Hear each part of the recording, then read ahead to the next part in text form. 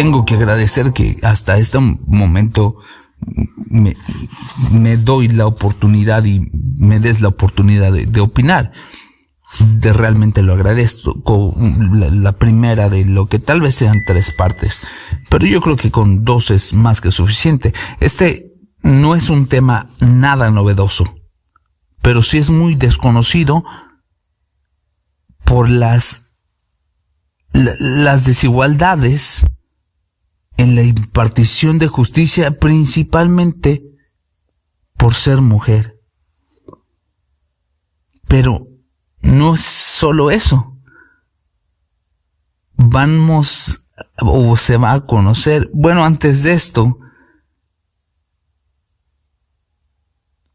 primero creo que es lo más importante, van a conocer o van a escuchar un poco del caso de Mariana Lima, que es una realidad que muchas mujeres sufren día con día, donde toma años para que las escuchen, para que se les haga una investigación adecuada, donde la perspectiva de género no son la vulnerabilidad de las mujeres, ni que tengan más derechos,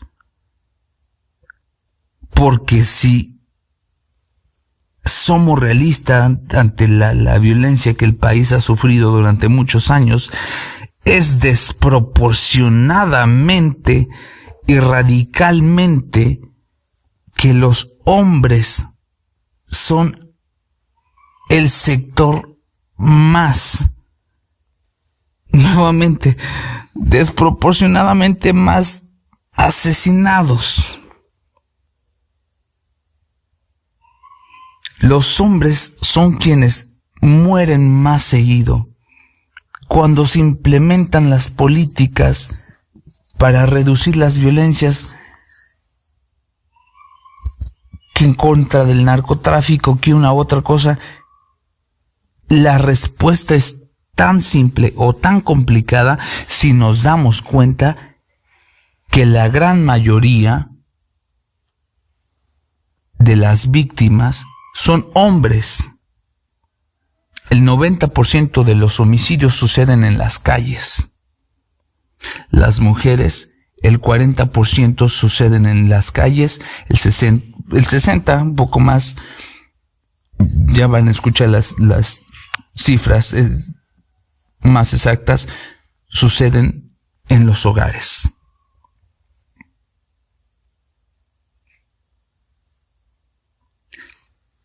La interrogante, o más bien te invito a que te hagas la interrogante de ser analista y, como siempre, siendo tú, tu propio criterio y opinión, nuestro principal invitado.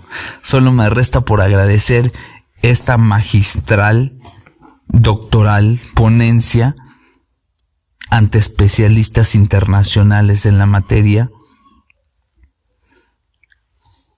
Y Mariana Lima es uno de los tantos casos que se desconocen. Y después te voy a presentar otros casos donde desafortunadamente día con día siguen sucediendo estas violencias y nadie los escucha. Pero no podemos culpar a los agentes que están o no saben de reconocer las violencias, porque no es solo una, sino también que ya constitucionalmente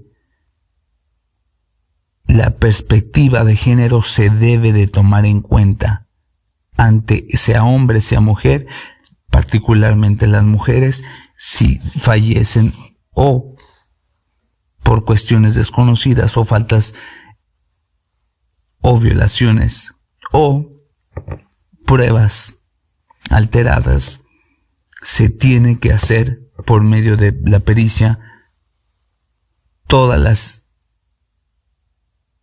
lo que sea necesario para resolver todas las interrogantes, siempre teniendo en cuenta la perspectiva de género. Solo me resta por agradecerte esta magistral ponencia nuevamente.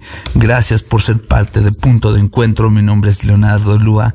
Agradecería mucho lo más valioso que es tu libre opinión. Y ojalá te guste y si pudieras compartir. De hecho, se conocieron en el Ministerio Público, se casaron. Y desde los primeros meses de casados, él fue violento con ella. Empezó con violencia verbal, después violencia económica, la obligó a dejar de trabajar y empezó después la violencia física, diciendo que no sabía cocinar, que no sabía colar el jugo de naranja, que como no sabía cocinar le iba a meter a la cisterna como lo había hecho con varias otras mujeres, y la llegó a amenazar diciéndole que con ese bat que estaba en la esquina la iba a matar. También fue víctima de violencia sexual. Hola, Irinea, la mamá de Mariana Lima.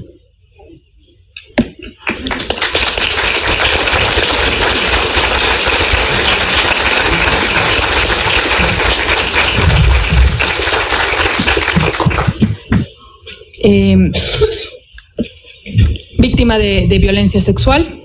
Mariana se cortó el pelo para que él no la pudiera agarrar tan fácilmente, y posteriormente, Mariana trató de dejarlo varias veces. La última vez llegó con Irinea a decirle que...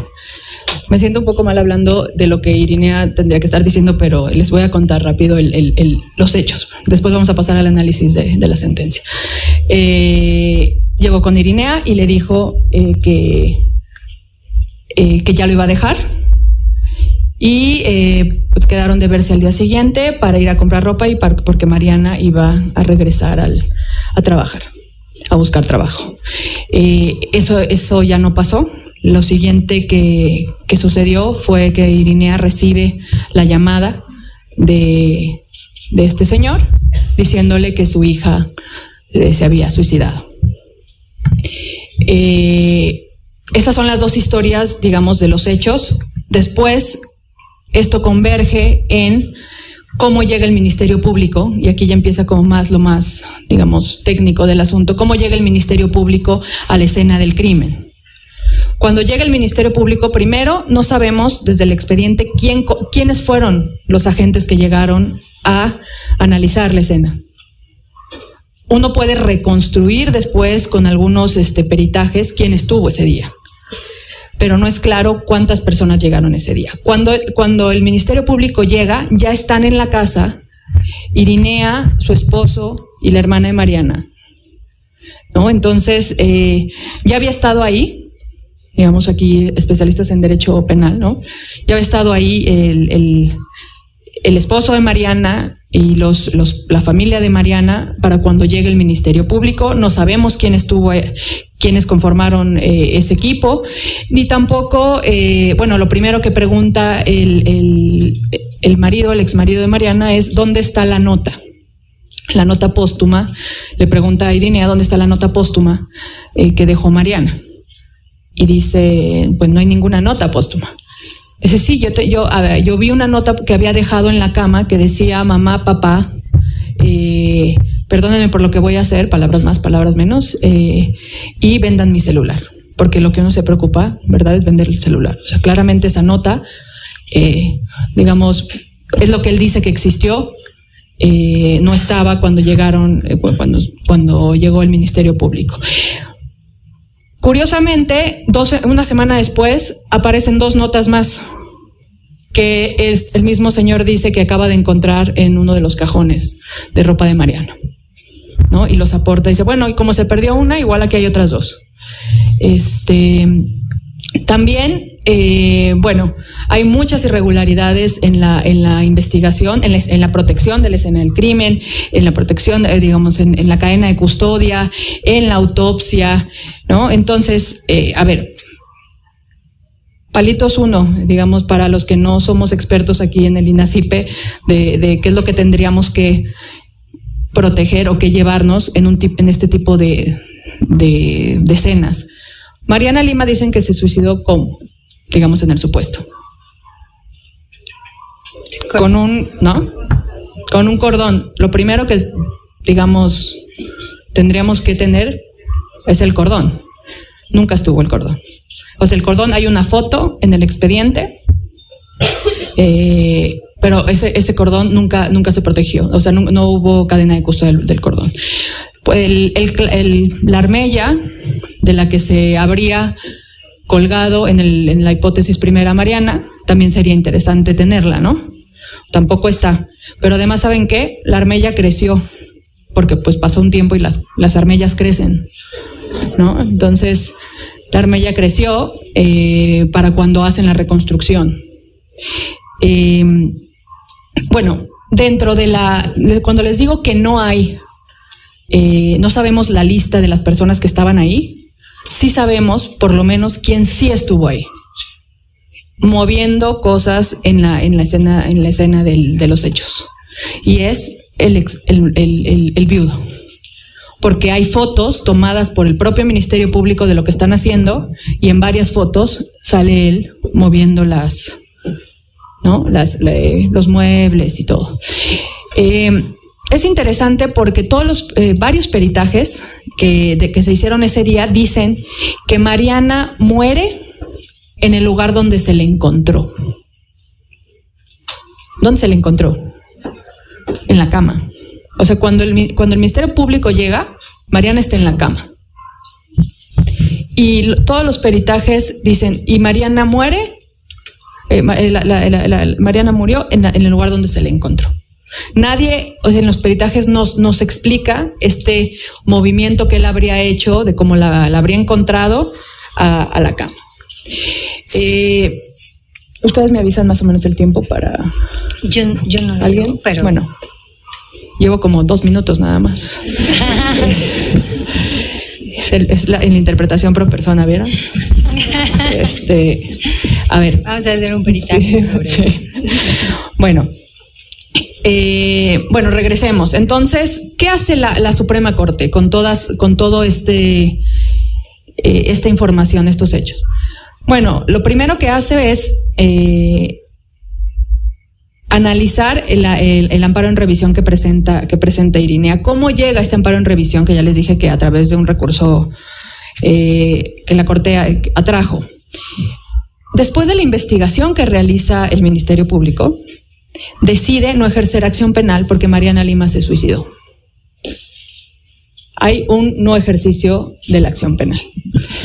Contra esa decisión, Irinea, con sus abogados y sus abogadas, presenta un recurso interno en el Estado de México de reconsideración, de revisión, ¿no? Por favor, esta decisión, reconsidérala, revísala. Tu procurador. Tiene, no me acuerdo si 30 o 60 días según el código local para contestar. Pasan esos días y el procurador no contesta. Irinea, con sus abogadas, les pregunta a las diferentes fiscalías, a 2 fiscalías, oiga, no me ha contestado el procurador, ¿ustedes me podrían contestar?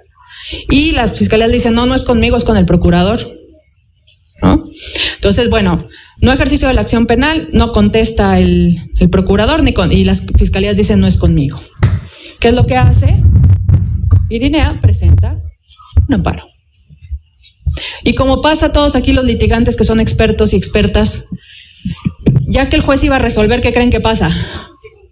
Que el que contesta la autoridad, ¿a poco no? ¿No? Porque les encanta así de, pues cambio de situación, ya, ¿no? Ya no se puede, ya no puedo pronunciarme.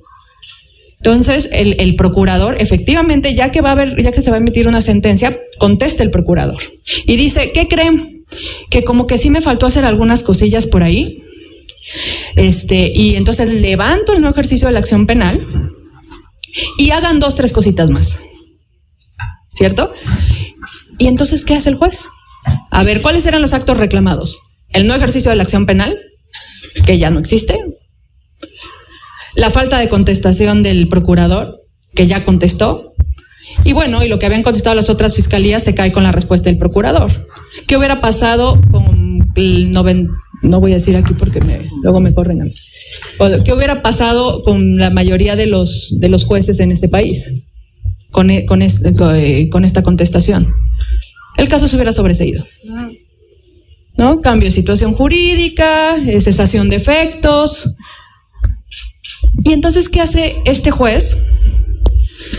Y digamos, si hay yo cuando hablo de este caso en el Poder Judicial, ¿no? Se dividen y así se ponen de un lado y del otro y se empiezan a pelear entre ellos de esto sí se puede hacer, no, esto no se puede hacer, ¿no? Entonces se pelean. Bueno, tanto se puede hacer que se hizo y la sala lo validó, pero ¿qué es lo que hizo el juez penal? Dijo, a ver, efectivamente, respecto de estos 3 actos, se sobresee.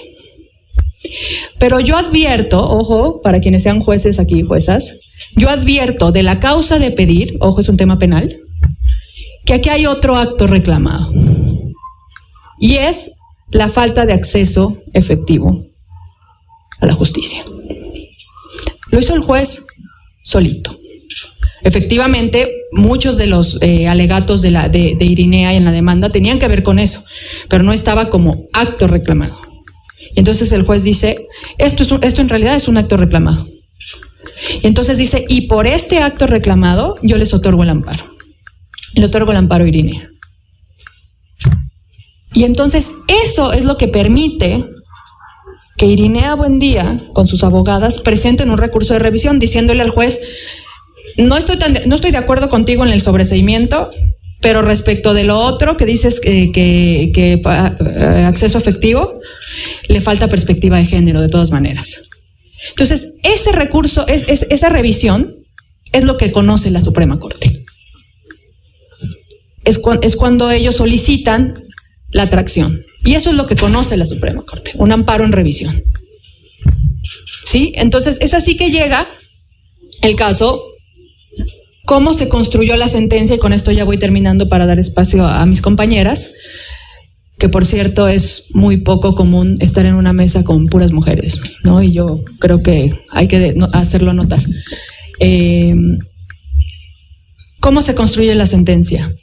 La primera parte es todos estos hechos que ya les comenté. Y en el análisis de procedencia es importante, por esta razón que les digo, porque se analiza una vez más esta decisión del juez de un nuevo acto reclamado. La sala confirma el sobreseimiento en los otros actos y luego dice, pero respecto a este, efectivamente es otro acto reclamado. Y lo único que te digo, juez, es que sí le faltó la perspectiva de género, y eso es lo que yo voy a analizar de cómo se debe llevar a cabo esta investigación con perspectiva de género. En la parte de fondo lo dividimos en 3 o 4 secciones importantes. Protección de la escena del crimen. ¿Qué ponemos? Ponemos todo el contexto, todo el parámetro de regularidad constitucional. ¿A qué me refiero con esto? A todos los estándares constitucionales y convencionales. Ahí está Campo Algodonero, ahí está Marisabel Vélez Franco contra Guatemala, ahí está la CEDAW, ahí está Belém do Pará, ¿no? Ahí está protocolos de Naciones Unidas de cómo investigar muertes violentas contra la mujer. Entonces ponemos todo ese contexto y decimos, bueno, y además, en lo que respecta a protección de la escena del crimen, hemos dicho todo esto. Y después les ponemos un protocolo que tenía el Estado de México. O sea, además, usted puede no saber que existe Campo Algodonero, debería, pero puedes no saber. Pero tiene un protocolo que le puede hacer usted palomita, si lo hice, ¿no? Agarre el celular, agarre el cordón, ¿no? Agarre la armella. O sea, tenían un protocolo. Por cierto, hay que decir que ese protocolo lo tenían como respuesta a la orden de la Corte Interamericana de Derechos Humanos, que le ordenó a México crear protocolos de investigación de muertes violentas. O sea, además, tenían ese protocolo. Entonces decimos, aquí está todo el estándar constitucional, convencional, y si no te lo sabías, tenías un protocolo. Esto es lo que pasó. ¿Protegiste la escena del crimen? No. Después, cadena de custodia, lo mismo. El celular de Mariana no llegó al Ministerio Público sino hasta una semana después. Autopsia, ¿no? La autopsia no se puede ver prácticamente, las fotos que tomaron son muy lejanas, no son claras, digamos, la autopsia realizada, y ahí también se meten estándares de cómo realizar autopsias en contextos de muertes violentas de mujeres.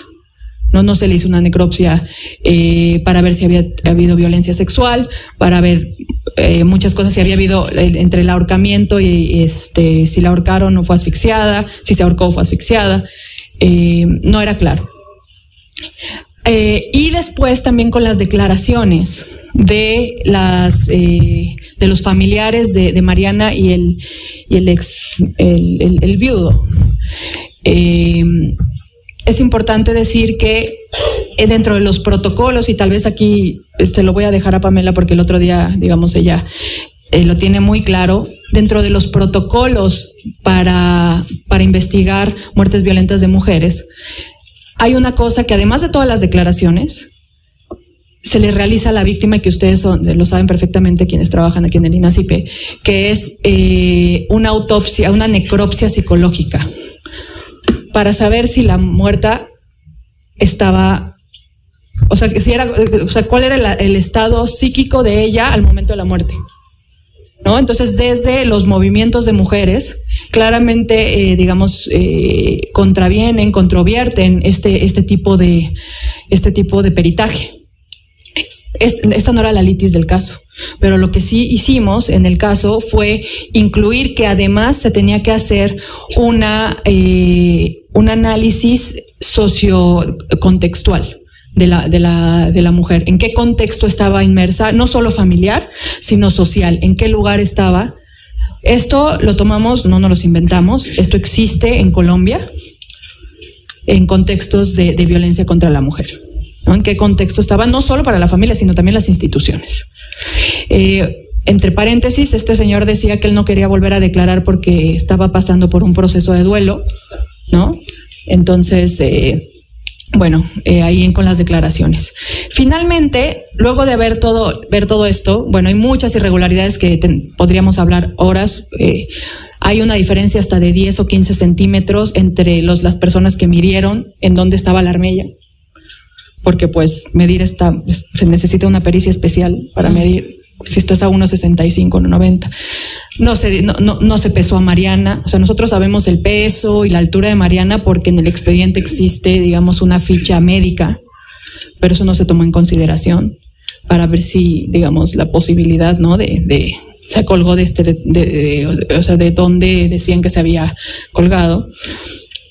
Entonces la Suprema Corte llega a la conclusión, repito, desde estándares constitucionales y convencionales, y también tomamos en cuenta doctrina para poder, digamos, poner en una sentencia la diferencia entre, digamos, las características de un posible ahorcamiento o de una asfixia.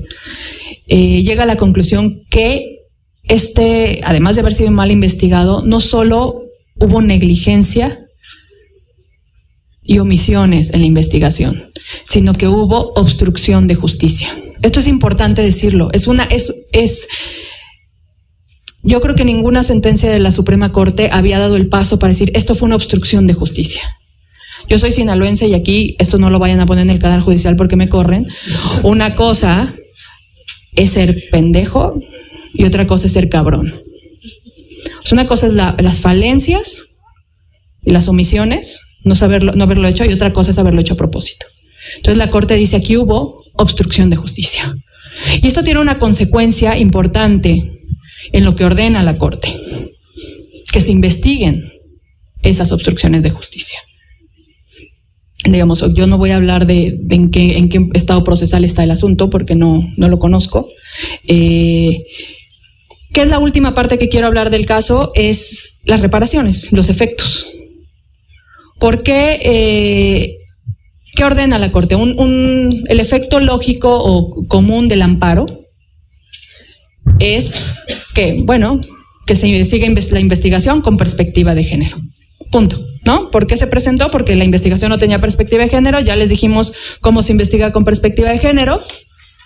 Entonces, siga la investigación. Ahí hubiera terminado una sentencia, digamos, es el efecto lógico del amparo. Pero Corte va más allá y dice, bueno, aquí además hubo obstrucción de justicia, entonces esto se tiene que investigar. Aquí además se deja abierta la posibilidad, digo, aunque no lo hubiera dicho la Corte, es claro, pero la Corte lo dice, se deja abierta la puerta de la Ley General de Víctimas por todas estas violaciones a derechos humanos para Irinea. Aquí además es importante, si ustedes ven la sentencia, la pueden imprimir. Si se dan cuenta, en el rubro, ¿qué dice? Dice Irinea Buendía, madre de Mariana Lim. Y eso fue porque Irinea solicitó a la Corte que se dejara público el nombre de ella y el de su hija. Y esto tiene un efecto reparatorio desde la teoría de las reparaciones, que es visibilizar, mutar a Mariana como víctima de violencia hacia un reconocimiento de ser una sentencia que pueda... En un banco, que fue lo de que los cajeros empezaran a escupir dinero, que ese para mí fue yo solo, porque con personas he sacado más, ha sido 63.5 millones. Sedena tiene un propio tren que circula desde México hasta Chihuahua, que va bien custodiado, que parece de Ferromex, que lleva no sé qué, pero lleva armas. Yo hackeé en la entrega